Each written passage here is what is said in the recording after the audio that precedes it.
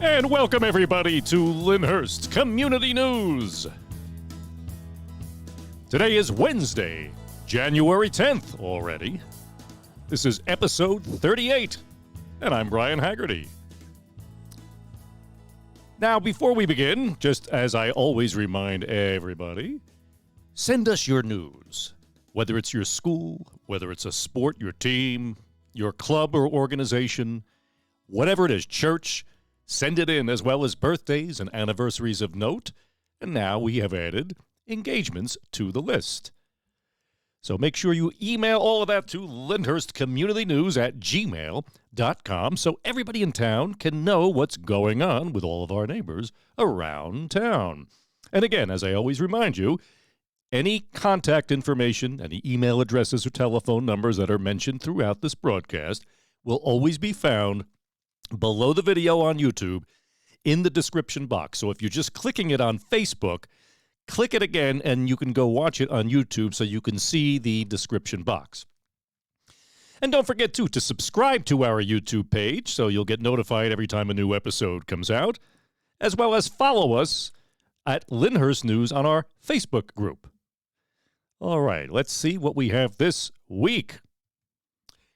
Well, we've certainly had our share of rain so far this winter. We've dodged the snow bullet, at least in this area. And once again, with the past storm over the last weekend, Tony Mondaro of Harrison Weather, whom I highly recommend everyone follow on Facebook, got the forecast right on the money, as usual. He said around here, you're going to get about an inch, and it's going to turn to sleet and then rain. And that's exactly what it did. And then, of course, last night we had another big storm, heavy winds, heavy rain. It feels like more like early fall with this type of precipitation we've been getting. But I'll tell you what, folks, I'll take the rain any day over the snowfall, because even with a snowblower, who wants to go outside and deal with all that? Who wants to drive and dig out your car and worry about slipping? It could be very dangerous, especially for elderly people, so be careful. Just a couple of things I did want to bring up. The Lyndhurst Police Department, of course, every time there is a storm, keeps us properly informed of safety measures. And they did release a list of the streets that are snow emergency streets. You can find that on their Instagram page and their Facebook page. And I think it's important people take a look. We need certain streets to be accessible for emergency equipment, which is why during snow events, no parking is permitted. We do have some no overnight parking streets in town, Valley Brook Avenue being one. And that's because, again, if there's an emergency, the emergency vehicles need to be able to get through the streets without an issue. Now, hopefully we won't have any snow, but in case we do, I just wanted to mention some of the local snow ordinances about which some people may be unaware that Lyndhurst Police has put out on their social media sites. And the first one is Township Ordinance 13-5.8b. And that is that no shoveling, plowing, or blowing of snow can go on into the roadways. Now, I know sometimes that's next to impossible. If you're digging out your car during a blizzard, where do you put the snow? I get that, and that's why they work with people. But don't intentionally put the snow out into the street, obviously, because you can get a ticket. The next one is Township Ordinance number 13-5.8a.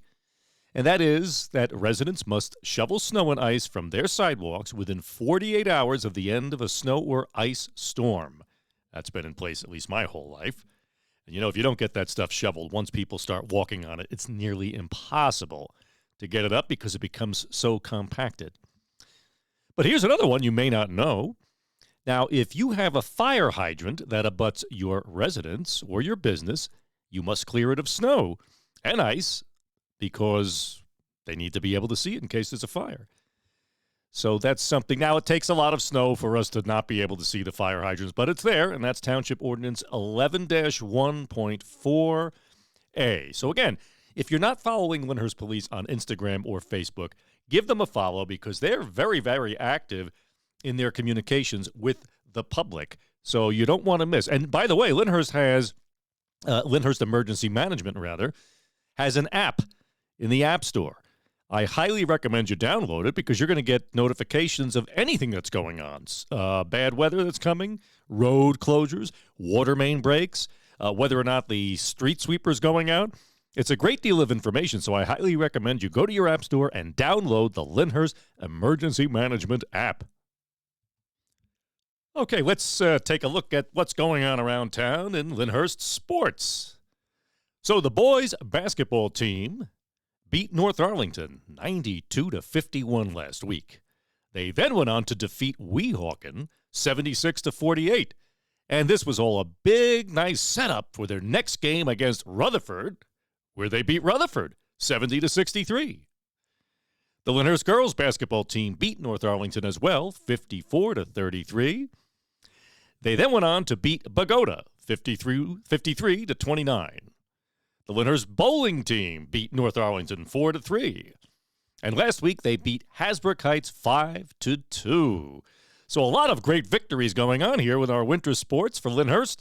So congratulations to all of the players and the coaches. Good work, everybody. Good job, and keep it up. And here's something else for which you can mark your calendar. The Lyndhurst High School proudly presents Legally Blonde, the musical. And this will take place 3 showings, February 15th, 16th, and 17th at 7 p.m., all times at 7 p.m., all 3 nights. And this will take place at the Lyndhurst Middle School, 619 Page Avenue. And this is, again, it's a musical, and it's based upon the book, and it's based upon the film. But I got to tell you, if you haven't been to see our new middle school and the theater there, this is your perfect opportunity to do so. It's absolutely beautiful with breathtaking views of the skyline of the Manhattan and the entire Meadowlands region. Absolutely beautiful. But anyway, the tickets are $10 a piece. That's for general admission. And as far as getting the tickets go, there's a QR code, and if you pass Lincoln School, they have a banner hanging on the Valleybrook Avenue side of the fence. The QR code is there. So if you're interested, snap a picture of that QR code. It'll take you to where you can purchase tickets. I'm sure you could also buy them at the door. It doesn't say here that you cannot. So this is, again, it's a little bit in the future here, but mark your calendars, because this is a good thing to do, because, folks, February could be a very boring month. I always find February to be the real month, because you're just getting that midpoint between winter and getting close to spring is on the horizon. But, boy, I'm always looking for things to do in February. So put that on your calendar and help support the Lyndhurst High School theater team. They're a very talented group of individuals, and a lot of hard work goes into that. So we want to show our support for them. And the Women's Club of Lyndhurst presents their Mardi Gras Dinner Dance. Now, that's going to be Tuesday, February 13th from 6 to 10 p.m., and that'll be taking place at San Carlo Restaurant, which is at 620 Stuyvesant Avenue in Lyndhurst, New Jersey. It will feature a buffet dinner, a DJ, of course, raffles. There will be a cash bar, and the tickets are $56. Now, if you're interested or want more information, number one, you have to RSVP by January 30th. And if you want more information, you can call Rosemarie at 201-939-8370 or Rose at 201-424-1043. Again, those phone numbers will be in the description box below. Now, I know I mentioned this last week, but just a reminder, this Saturday evening we have the playoffs as we're making our way toward the Super Bowl. But if you're in the mood for a nice pasta dinner with my marinara, come on down to the American Legion between 5 and 7 p.m., where for a $10 donation, you could either have spaghetti marinara or penne vodka, which, of course, the vodka sauce is made from my marinara. So come on down and enjoy the game and also support the Legion. All these monies go to benefit the Legion scholarships, which leads me to the next reminder. That's Sunday, January 21st at the American Legion from 9 to 11:30 a.m. will be our monthly scholarship breakfast. For $10, you get scrambled eggs. You get pancakes, of course, hash browns. You get your choice between breakfast sausage or Taylor ham.